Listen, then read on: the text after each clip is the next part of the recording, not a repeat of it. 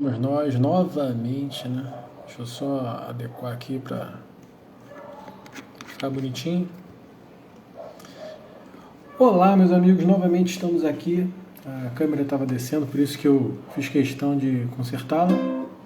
E estamos iniciando mais um dia, nosso devocional, né? Hoje, dia 5 de julho de 2023. Estamos nessa meta.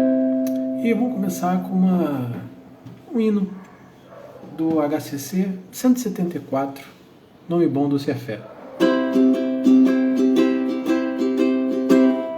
Santo nome incomparável, tem Jesus, o amado meu, Rei dos reis, Senhor eterno, Deus da terra e do céu. Nome bom, doce a fé, a esperança no porvir. Nome bom, doce a fé, a esperança no porvir. Leva tu contigo o nome de Jesus o Salvador. Esse nome dá conforto, seja sempre onde for. Nome bom, doce a fé, a esperança do porvir. Nome bom, doce a fé, a esperança do porvir. Esse nome leva sempre para bem te defender. Ele é a arma a teu alcance quando o mal te aparecer. Nome bom, doce a fé, a esperança do porvir. Nome bom, doce a fé, a esperança do porvir. Nome bom, doce a fé, esperança no porvir. Nome bom, doce a fé, a esperança no porvir. Gosto bastante desse hino, né? E agora, vou colocar desse lado aqui, que já tem uma Bíblia aqui. Vamos para o nosso devocional, né? O talão de cheques do Banco da Fé de Charles Spurgeon. Isso aí, esse devocional que estamos lendo, né? Para você que me conhece do Instagram, nós temos um canal também no Spotify, estou tentando colocar em outras plataformas. Temos um canal no YouTube, até subi o vídeo ontem lá, numa pregação expositiva acerca de Gênesis 2, se não me engano, no início. Temos trabalhado com isso quase toda semana e estou tentando fazer mais duas séries novas, né, de vídeo. A história dos batistas e mais uma outra que é surpresa, mas vai ser muito boa para compreendermos a sã doutrina, né? Vamos lá, se não me engano é dia 19 ou 20.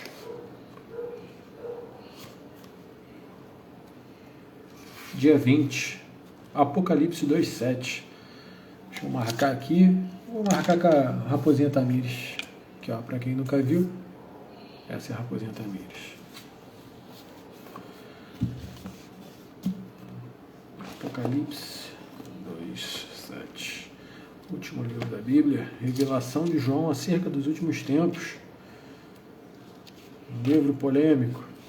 As pessoas querem ler esse livro totalmente de uma forma, totalmente de outra, ou entender apenas alegoricamente. É complicado. É um dos livros mais complicados, né? 2:7. Apocalipse de João 2:7. Aquele que tem ouvidos ouça o que o Espírito diz às igrejas. Aquele que vencer, eu darei de comer da árvore da vida, que está no meio do paraíso de Deus. Vamos orar. e vamos conversar um pouco sobre isso, certo? Oremos então, meus amigos. Senhor nosso Deus, obrigado, Pai, porque hoje podemos estar aqui, porque podemos falar de Ti e falar do Teu amor, Deus. Obrigado porque Tu és bondoso, nos deu uma boa noite de sono, nos levou para o trabalho, nos tem dado essa oportunidade aqui em meio ao almoço de falarmos de Ti e devocional é vivermos um pouco mais do Teu amor. Que a nossa devocional não seja apenas ler essas palavras ou ler o texto ou escutar esse menino falando, mas que seja algo que queremos levar para os nossos corações. Modifica-nos e ajuda-nos, ó Pai, a sermos cristãos verdadeiros. É isso que eu te peço, em nome de Cristo, amém. E aí, vamos ler novamente, como sempre, né? Apocalipse 2,7. Aquele que tem ouvidos, ouça o que o Espírito diz às igrejas. Aquele que vencer, eu darei de comer da árvore da vida, que está no meio do paraíso de Deus. E aí agora a gente vai ler o devocional e vamos comentar sobre ele. Nenhum homem pode virar as costas no dia da batalha, ou se recusar a ir para a guerra santa. Devemos lutar se quisermos reinar, e devemos permanecer na guerra até vencermos todos os inimigos. Caso contrário, essa promessa não é para nós, pois se destina apenas ao vencedor. Devemos vencer os falsos profetas que vieram ao mundo e todos os males que acompanham seus ensinamentos. Devemos superar nossa própria fraqueza de coração e a tendência a abandonar o nosso primeiro amor. Leia toda a palavra do Espírito para a igreja em Éfeso. Se pela graça vencermos o dia, como de fato venceremos se realmente seguirmos nosso líder e conquistador, então seremos admitidos no próprio centro do paraíso de Deus. E poderemos passar pelos querubins e por sua espada flamejante, dirigindo-nos até aquela árvore guardada, da qual o homem, se comer, viverá para sempre. Assim, escaparemos da morte eterna, que é a condenação do pecado, e ganharemos vida eterna, que é o selo da inocência, o resultado dos princípios imortais da santidade divina. Venha, meu coração, crie coragem. Fugir do conflito implica perder as alegrias de um Éden novo e melhor. Lutar até alcançar a vitória implica andar com Deus em seu paraíso. É muito interessante porque temos feito, né, o estudo expositivo de Gênesis e eu preciso até marcar esse texto. O paraíso ele é feito sem pecado algum e com pureza extrema, né? É o início de todas as coisas. E para quem não sabe, Gênesis é uma revelação também dada a Moisés. Ou seja, da mesma forma que o Apocalipse é uma revelação feita ao apóstolo João, Moisés tem uma revelação o que ele escreve no início das coisas. Então temos por base que tanto o início quanto o fim de todas as coisas são mediadas por revelações de Cristo a seus arautos, né? Eu ia falar profetas, mas não, arautos é um termo muito melhor. Então, o que a gente tem a aprender com isso? Tem a aprender que em Cristo são reveladas todas as coisas, porque não há nada oculto em Cristo. Não há nada oculto que não venha à luz. Dessa forma, quando Spurgeon levanta esse texto, a primeira afirmação impressionante é: aquele que tem ouvidos, ouça. Bem, se aquele que tem ouvidos ouve, existe também aquele que tem ouvidos e não ouve. Parece muito lógico quando a gente fala, mas é interessante porque falamos um pouco, e a gente vai falar um pouco mais no próximo vídeo da semana que vem, de Gênesis, compartilhe, sobre a ideia de que você não pode resistir ao Santo Espírito. Mas existem aqueles que são surdos ao Espírito, aqueles que não foram escolhidos por Deus, aqueles que não são predestinados desde o início dos tempos e que não conseguirão percorrer o caminho porque não lhe é aberto o entendimento. A tendência pelo mal dessas pessoas, ela cega, turba o entendimento. O cara anda como se estivesse com aquela paradinha do cavalo do lado, sabe? Com arreios, né? Então, quando ele fala, aquele que tem ouvidos, ouça o que o Espírito diz às igrejas.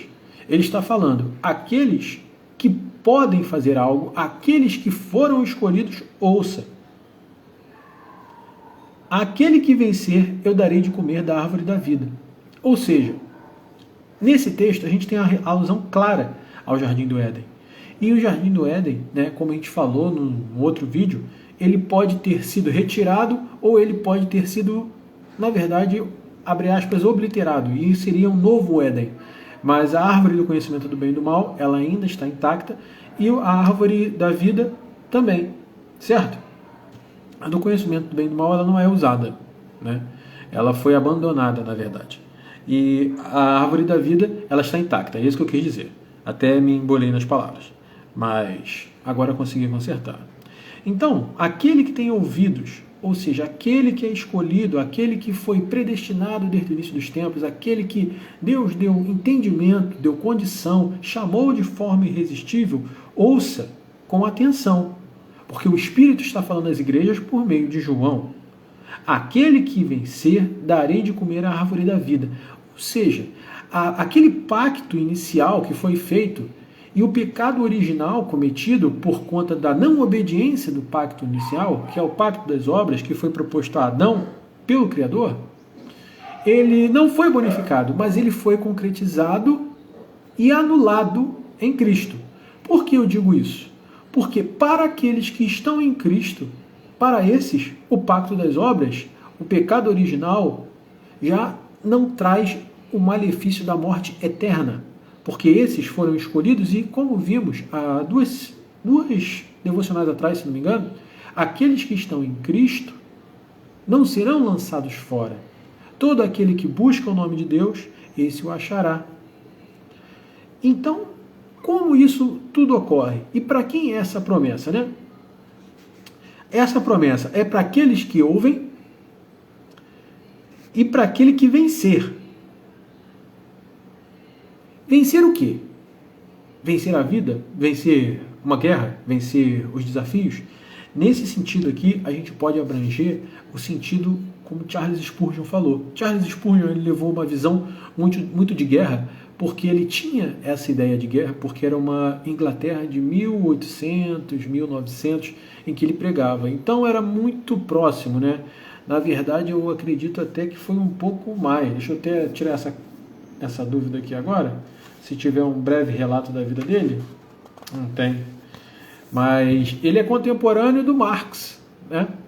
Ele, na verdade, ele tem uma série de pregações contra o Marx, o Das Kapital, né, que o Marx prega. E eles viveram na mesma cidade durante um tempo, né? E por que eu estou falando isso? Porque a acomodação do mundo é que era pregada, né? A guerra que você vive não é uma guerra, graças a Cristo, física. Uma guerra explícita, melhor dizendo. É uma guerra física e espiritual, mas não explícita. Você não está pegando em armas, você não está batendo, não está levantando espadas, usando escudo, nada disso. Mas você milita contra as potestades do maligno. Você milita contra a ideologia do mundo. Você milita contra aquilo que é contra essa doutrina, como o profeta Amós, né? O profeta Amós, ele vivia na época de, se não me engano, Jeroboão, e ele era um boiadeiro. E olha como Deus usou um boiadeiro. O boiadeiro, ele vai contra o sistema que estava sendo impregnado, a ponto de, se não me engano, o nome dele era Amazias, né, o sumo sacerdote, querer configurar a morte desse cara. Porque ele escrachava o erro da sociedade. E ao contrário da maioria das sociedades, Israel buscava, sempre que dava ruim, voltar à ideia original, voltar ao Evangelho, na verdade, às promessas, né? O Evangelho ele significa novidades. Então ele não pode ser um Evangelho para eles naquela época, né? Por isso que eu fiz essa breve correção. Mas, então o que a gente tem a aprender, além do que o Spurgeon falou com esse texto? Aquele que tem ouvidos, ouça o que o Espírito diz às igrejas. Aquele que vencer, eu darei de comer a árvore da vida, que está no meio do paraíso de Deus. Ou seja, para aquele que não se curvar ao mundo, que não se modificar, que não tomar forma do mundo, que não se moldar a mente e nem as ideologias do mundo, e sim viver perseverante na sua doutrina, na perseverança dos santos, através disso, esse poderá ser restituído da árvore da vida. Ou seja, a vida eterna estará garantida para esse. De outra forma falando, não apenas a vida eterna, mas o local do paraíso com Deus. Perceba que está no meio do paraíso de Deus. Ora, se o paraíso é de Deus, Deus está no paraíso, porque é um paraíso. O paraíso, na verdade, ele não tem pecado, porque a árvore da vida você só pode comer a partir do momento que você é santificado. Por isso vivemos em perseverança. Por isso vivemos em santificação. Por isso que a terminologia perseverança em santificação ou perseverança dos santos é tão interessante, é tão importante.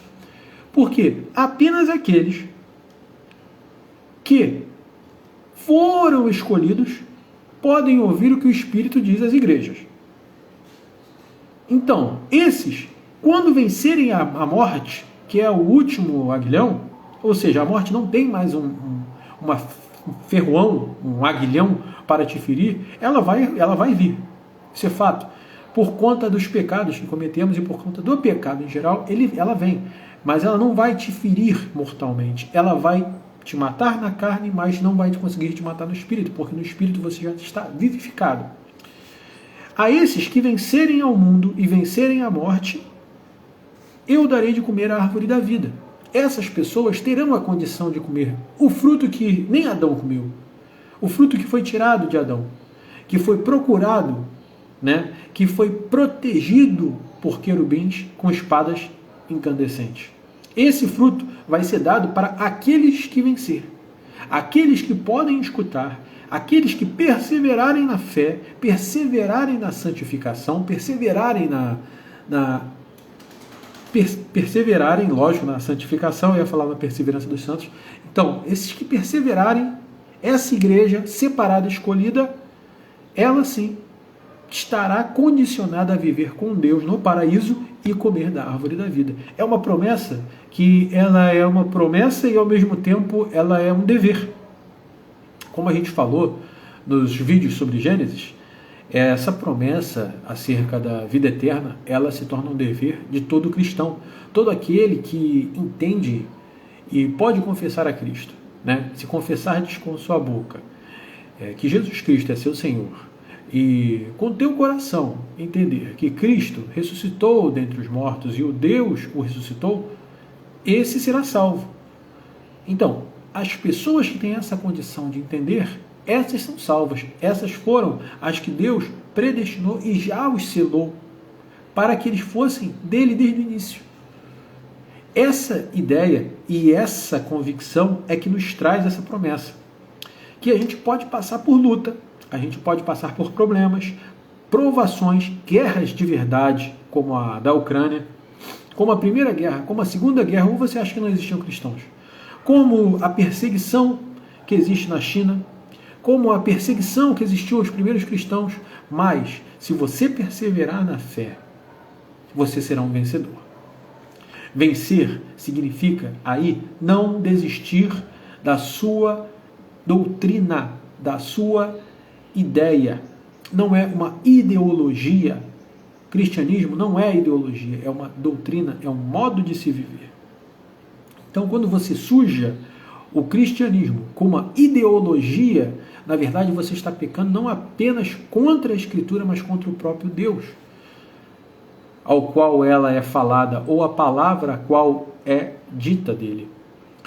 Por isso temos que tomar cuidado para não nos amoldarmos como o mundo. Por isso que é importante entendermos que ideologias são totalmente contrárias, por vezes, à sã doutrina. Então precisamos ter essa condição de, analisando as Escrituras, compreender. E com isso, já estou encerrando, mas eu queria falar mais uma coisinha. Quando a gente tem essa noção de que a ideologia ela precisa ser provada pelo fogo para ver se ela pode pertencer a você, porque você deve ser selado com a sã doutrina, a gente tem em contrapartida algumas ideias acerca da palavra de Deus. E eu gostaria de compartilhar com vocês acerca de uma teologia que é muito, muito, muito nociva, que é a teologia liberal.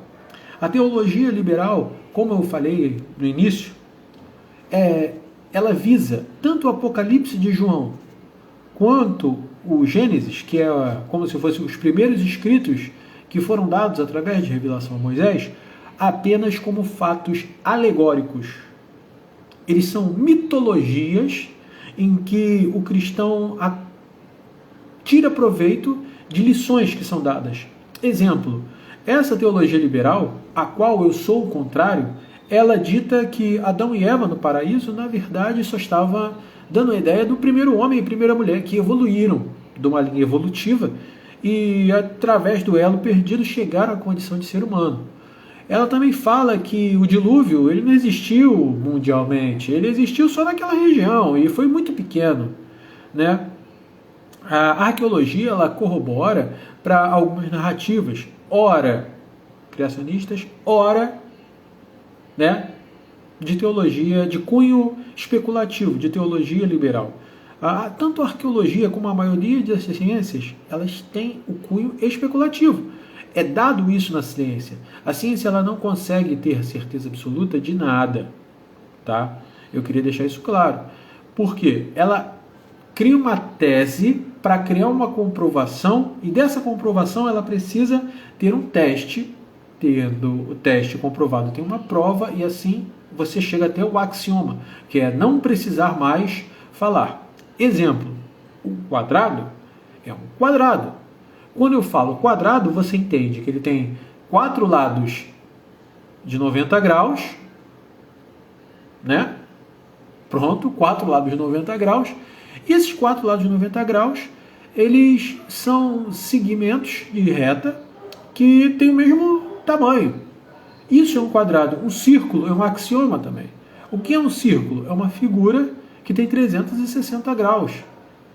E não tem lados, ou infinitos lados.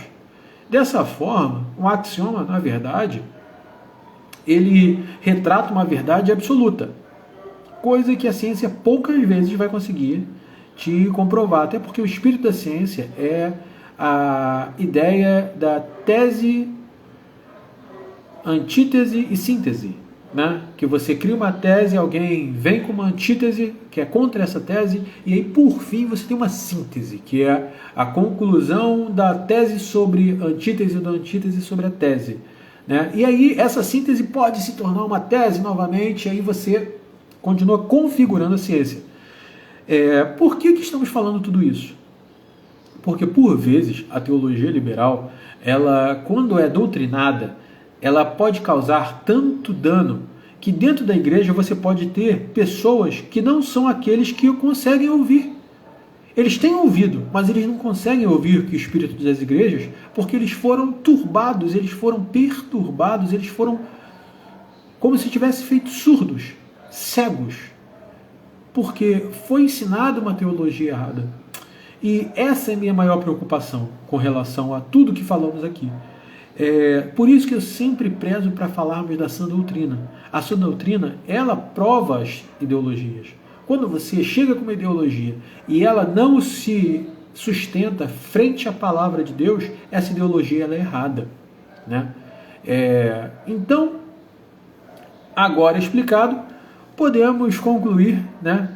E não sejamos enganados, enredados pela teologia liberal ou a teologia da missão integral, que tem um nome muito bonito e começa muito bem, mas acaba querendo substituir as obras pela fé. E como cristãos, sabemos que nada pode ser comparativo à graça divina. Nós não somos merecedores, nem seremos merecedores. Nós não podemos, por nós, alcançar os céus. Isso é graça imerecida que é dada por Cristo. E espero que a gente consiga viver em alegrias, viver como vencedores, triunfando sobre o mundo, triunfando sobre os problemas e triunfando sobre as ideologias. Certo? Vamos orar para encerrar esse dia de devocional. Se Deus quiser, mais tarde eu devo tentar gravar. Tem bastante coisa fresquinha, acho que vocês vão curtir. Oremos. Senhor nosso Deus, obrigado, Pai, porque aqui estamos. Obrigado, Pai, porque sabemos que Tu estás conosco E aqueles que perseverarem até o fim, esses poderão se alimentar do fruto da árvore da vida, Deus, que está junto a Ti. Queremos estar dentre esses. Temos desejo, ó Pai, de estar contigo e de sermos vencedores em Ti, ó Pai, de vencermos o mundo, ó Pai, de vencermos as ideologias, Deus. Não nos deixe cair em enganos, em erros, em palavras bonitas que nada mais acrescentam do que apenas mentiras, Deus. São palavras bonitas, mas como Tua palavra diz, é como se fosse um sepulcro a céu aberto. Palavras bonitas que escondem muitas vezes a dureza e a violência e a maldade do coração humano. Não nos permita cair nesses erros. Não nos permita, Pai, cair em teologias malditas. E sim na sã doutrina, Pai. Firma nossos pés, firma nossa fé. Deus, eu venho te pedir agora pela vida de cada um amigo e irmão que está vendo, ouviu, ou pelo menos pegou um pedacinho dessa live. Que o Senhor possa estar com ele, ó Pai. Possa estar com sua família. Se ele precisa de um trabalho, precisa de uma oportunidade, Deus, que o Senhor possa vir, ó Pai, abrir as comportas do céu e o entregar essa oportunidade em tempo oportuno. Coloca também em seu coração, ó Pai, que nós, quando pedimos as coisas a Ti, ó Pai, devemos também fazer a nossa parte. Não devemos pedir a Ti um emprego e continuar deitado até meio-dia, até 2 horas da tarde, até o horário que for, ó Pai, se não nos dispusermos a colocar currículos, ó Pai. Assim como o semeador, ele sai cedo e semeia as plantas, semeia suas sementes, para que elas germinem e nasçam, ó Pai, nós também devemos fazê-lo.